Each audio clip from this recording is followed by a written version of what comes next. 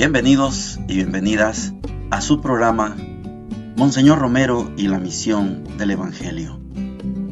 Un programa que lleva dos objetivos: conocer a Monseñor Romero y estudiar la Sagrada Escritura con un juicio crítico desde la teología de la liberación.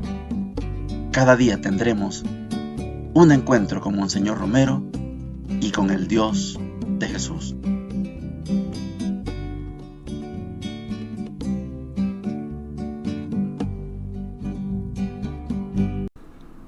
Hola, ¿qué tal?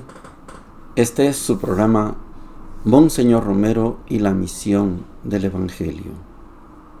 Martes 27 de enero, martes de la semana número 3, la tercera semana del tiempo ordinario. Hay una esperanza que tengo personalmente de que esta homilía de Monseñor Romero, 14 de agosto de 1977, nos aclare muchos conceptos, sobre todo en aquello que tiene que ver con los profetas.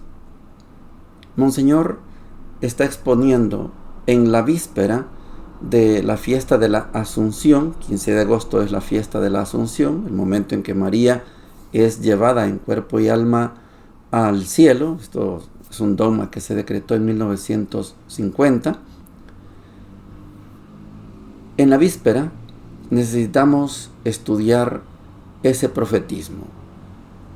Y ese profetismo latinoamericano tiene que ver con los documentos de Medellín. Quiero que oigamos a Monseñor Romero presentando de verdad y precisamente la necesidad de conocer nuestros documentos de iglesia. En el momento 14 de agosto de 1977, Medellín es una urgencia. Oigamos a Monseñor. Quiero anunciarles también con alegría que en esta próxima semana, si Dios quiere, voy a tener ya editada la pastoral que les anuncié el 6 de agosto y que trata de la iglesia como cuerpo de Cristo en la historia. Es decir, que la iglesia de cada tiempo no hace más que hacer lo que haría Cristo en este tiempo. Si Cristo fuera salvadoreño en 1977, ¿qué haría? Esa es la pregunta de la iglesia. Y eso hace la iglesia. También quiero transmitir la inquietud de varias comunidades cristianas que están denunciando y demostrando su solidaridad con la catequista Filomena Portillo Fuerza, joven de 21 años, que fue capturada el 30 de julio en Ciudad Delgado y apareció muerta allá por Tejutla, en Chalatenango. ¿Qué pasa? ¿Están mejorando las cosas o siguen lo mismo? Porque también un catequista del padre Salvador Colorado en Ciudad Delgado fue capturado y torturado y amenazado de muerte junto con el padre Colorado, el cual ha tenido pues una crisis nerviosa que está tratando de curar. Esta es persecución también. Se piden noticias de encarcelados, de desaparecidos. Y la iglesia, que no puede menos que mostrarse solidaria con los derechos humanos, con los sufrimientos de los hogares que ven desaparecer su gente, no puede tener confianza mientras no se hable con hechos un ambiente mayor de confianza. También les anuncio la publicación, ya está en circulación, de los documentos de Medellín, que es un esfuerzo de la Universidad José Simeón Cañas para poner al alcance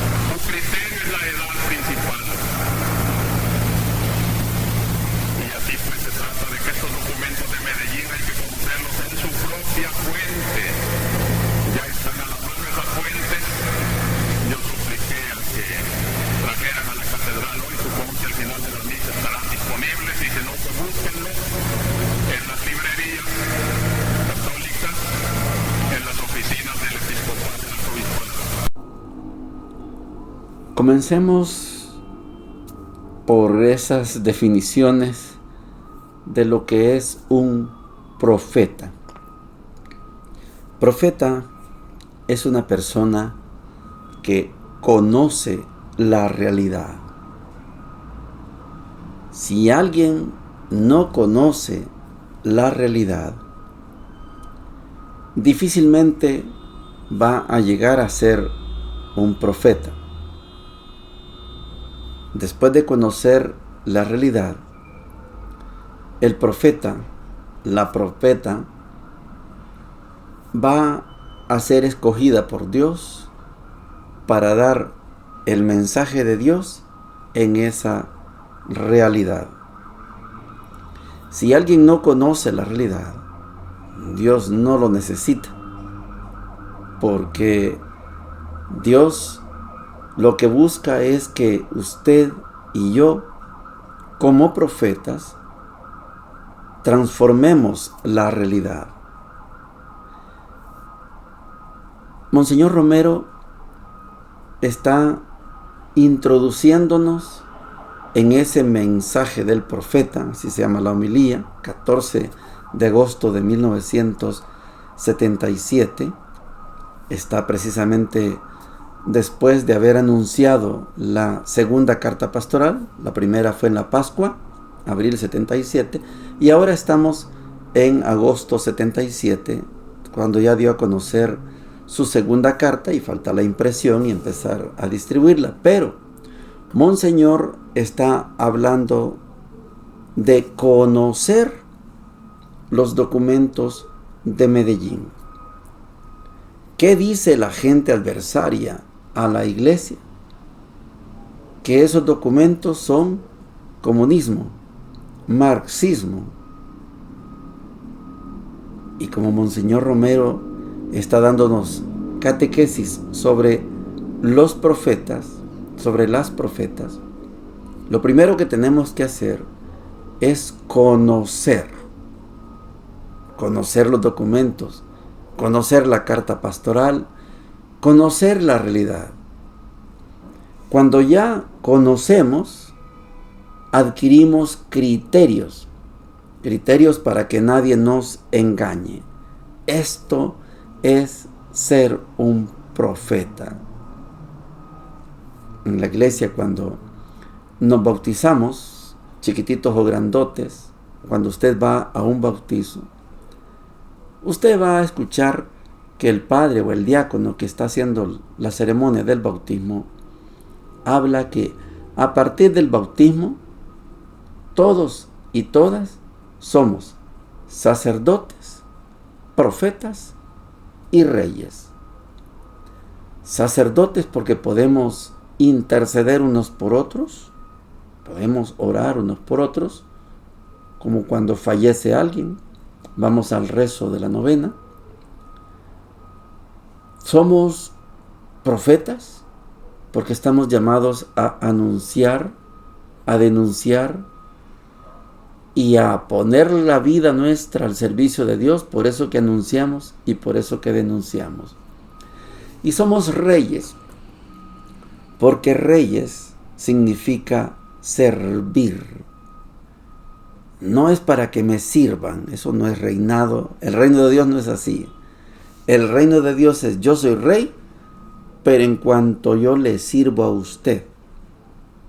A mí me escriben agradeciéndome por estos audios, estos videos. No, yo estoy sirviendo. Ese es mi trabajo. Como somos profetas desde el bautismo, entonces la primera condición es conocer.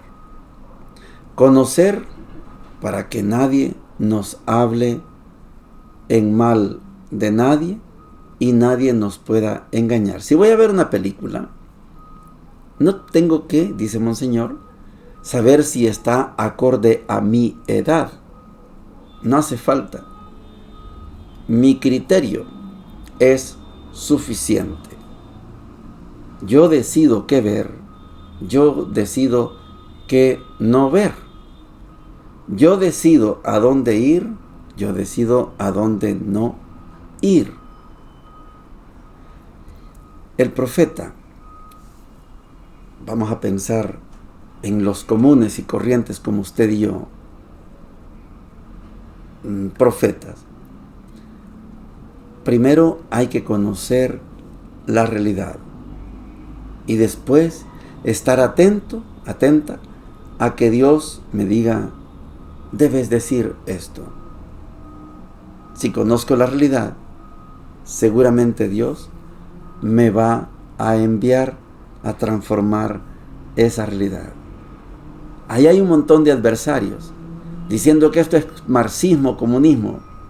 Yo, como ya conozco la realidad, como ya conozco los documentos, le digo al que anda hablando así, usted es un mentiroso. Y me meto en un gran problema. Usted es un farsante.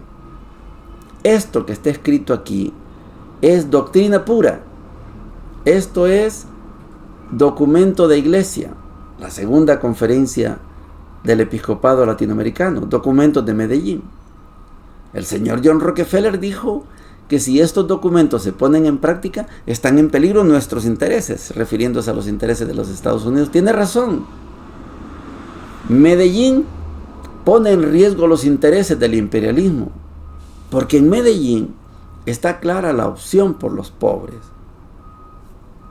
Qué formidable tener un documento que hace énfasis en la opción por los pobres. Puebla lo adornó un poquito más. Opción preferencial por los pobres. Medellín, opción por los pobres. Y en el contexto de Medellín nació la teología de la liberación, de la cual me enorgullezco yo de pertenecer. Teología de la liberación. Porque permanentemente estamos en opresión, constante represión. Entonces, Medellín, los documentos de Medellín, me abren los ojos y me invitan a luchar por una liberación desde la opción por los pobres. Hay que conocer la realidad y que Dios haga el resto. Segundo libro de Samuel, capítulo 6, del 12 al 15, del 17 al 19, dice lo siguiente. En aquellos días fue David y llevó el arca de Dios desde la casa de Obededom a la ciudad de David, haciendo fiesta. Cuando los portadores del arca del Señor avanzaron 6 pasos, sacrificó un toro y un ternero cebado. E iba danzando ante el Señor con todo entusiasmo, vestido solo con un roquete de lino. Así iban llevando David y los israelitas el arca del Señor entre vítores y al sonido de las trompetas. Metieron el arca del Señor y la instalaron en su sitio, en el centro de la tienda que David le había preparado. David ofreció holocaustos y sacrificios de comunión al Señor, y cuando terminó de ofrecerlos, bendijo al pueblo en el nombre del Señor de los ejércitos. Luego repartió a todos, hombres y mujeres de la multitud israelita, un bollo de pan, una tajada de carne y un pastel de uvas pasas a cada uno. Después se marcharon todos, cada cual a su casa. Palabra de Dios, te alabamos, Señor. David ya fue ungido rey cuando era un muchacho, pastor. David ya no tiene contrincante. Saúl murió, murieron sus 3 hijos, Jonatán. Saúl no dejó herederos. Ya fue legitimado por el pueblo. Las 12 tribus llegaron a visitarlo al monte Hebrón. Ya llegaron los ancianos, hicieron un pacto, una alianza, lo ungieron como rey, y ahora David va a tomar posesión como rey, haciendo un festín. Yo necesito que nos vayamos al momento aquel cuando el pueblo está pidiendo a Samuel que le unja un rey, quieren ser como los otros pueblos. Y Saúl les advierte: ustedes están rechazando el sistema político llamado de los jueces y se van a someter a un poder de un rey.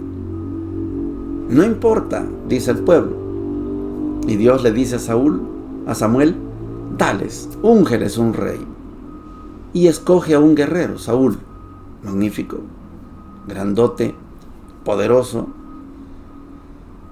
Pero Saúl fracasó, no fue obediente a Dios y no iba caminando hacia la unidad de las 12 tribus de Israel. Se dedicó al pillaje, fue un delincuente, ladrón, su ejército era ladrón. Y hay que ungir a uno nuevo. Aquel rechazo del sistema de jueces dio pie a que en vez de que Dios sea rey, ocupe el reinado un hombre. Primero Saúl y después viene David. Lo que estamos leyendo hoy es una ceremonia que, aunque David es rey, es una ceremonia que denota humildad. ¿Por qué decimos humildad? Porque estamos hablando de que David no se cree el rey. Esto es exégesis, esto no lo dice el texto. David le está devolviendo el reinado a Dios. El arca de la alianza es la presencia física de Dios. En el arca de la alianza están las tablas de Moisés, la vara de Aarón, está un resto del maná, están los querubines. Es la presencia física de Dios. David le hace una tienda especial. David hace una cantidad de sacrificios y holocaustos. David hace de esto una fiesta. El arca estaba en casa de Obed-edom, porque David, en su acto de humildad, no pretendió llevarse el arca de la alianza y tenerla él en su casa. Estaba en la casa de Obed-edom. Y ahora la retira de la casa de Obed-edom para darle un lugar especial. David es el rey, pero David no se cree rey. Está diciendo, el rey es mi Señor. Pero David va danzando. El Espíritu de Dios se mueve en mí, yo canto como David. Va danzando David, va contento, pero le está dando el lugar principal a Dios. Esta es una gran enseñanza para cualquiera de los gobernantes de cualquier país. El lugar principal lo ocupa Dios, no el gobernante, no el equipo que gobierna, no el equipo que ejecuta, no el que hace las leyes, no. El lugar principal es para Dios. Cuando popularmente usted y yo decimos, vas a ir mañana, primero Dios, esto es importante. No solo la frase, la actitud. Dios por delante, primero Dios. Y en el país, y en aquel país, primero Dios. Venezuela, yo creo que está aprendiendo, después de semejante experiencia, de que te bombardeen la capital y otros pueblos, está aprendiendo que Venezuela debe ponerse en las manos de Dios. Cualquier país que se pone en las manos de Dios no tiene ningún riesgo de que haya algún poderoso que lo someta. No existe, no hay poder capaz de someter a un pueblo cuando ese pueblo está en las manos de Dios. A mí me gusta mucho cuando hay cualquier bendición. Padre, ¿me puede bendecir esta casa? Padre, ¿me puede bendecir este negocio? Padre, ¿me puede bendecir este carro? Yo le explico. El sentido de la bendición es el siguiente, les digo yo.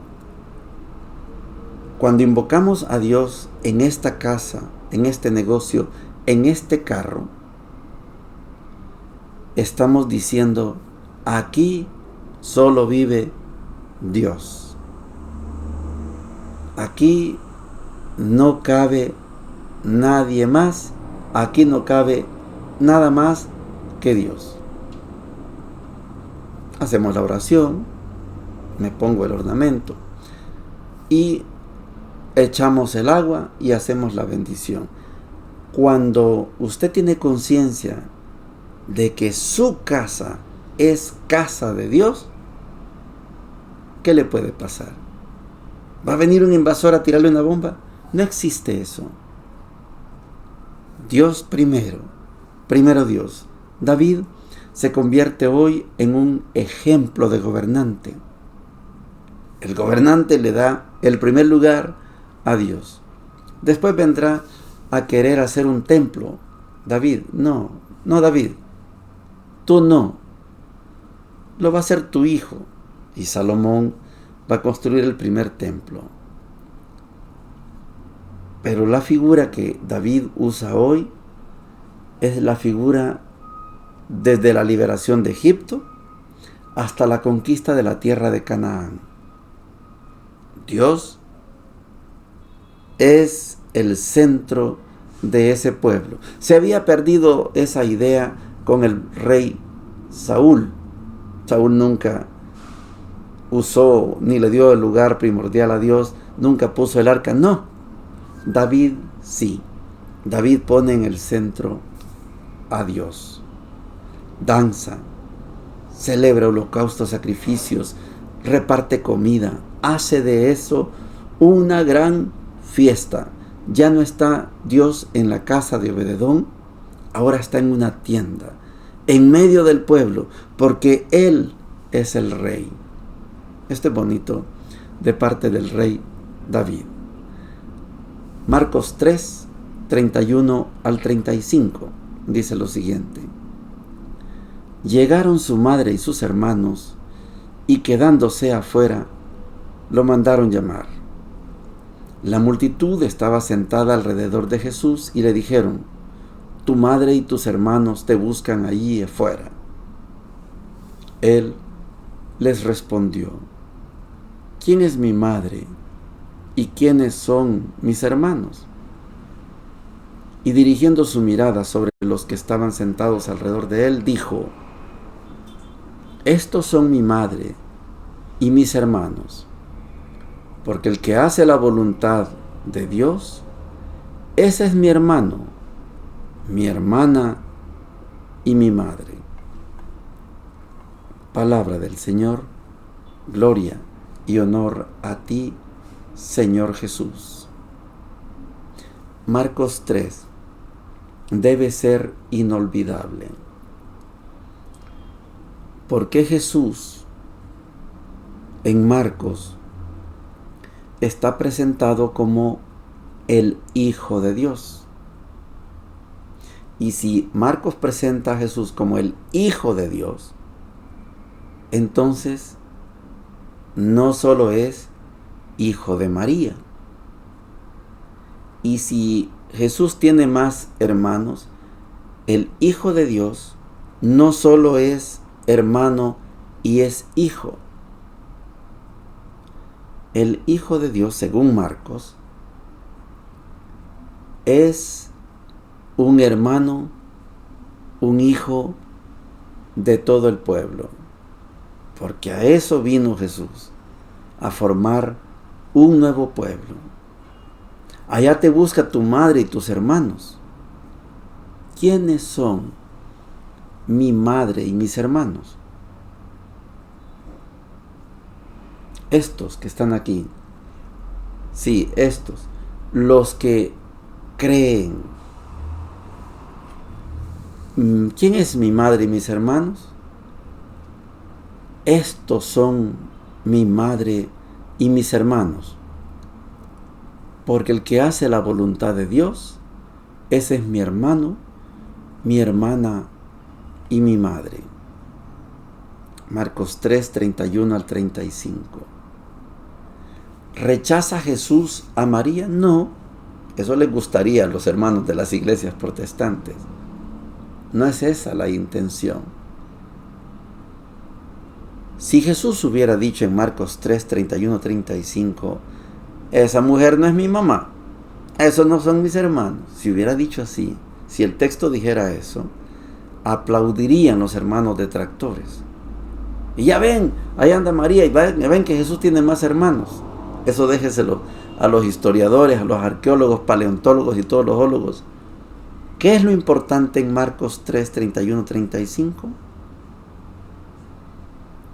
Que ese Hijo de Dios, Jesús, como lo presenta Marcos, nos hace a todos y todas hermanos y madre. ¿Quiénes son mi madre y mis hermanos? Los que hacen la voluntad de mi Padre. Usted hace la voluntad de nuestro Padre Dios, entonces es hermano de Jesús. Usted no hace la voluntad, no es hermano de Jesús. Criterio lapidario de parte de Marcos. Mi madre y mis hermanos son estos, los que cumplen la voluntad de Dios, los que hacen la voluntad de Dios. ¿Y María hace la voluntad de Dios? Sí. Pues es madre de Jesús.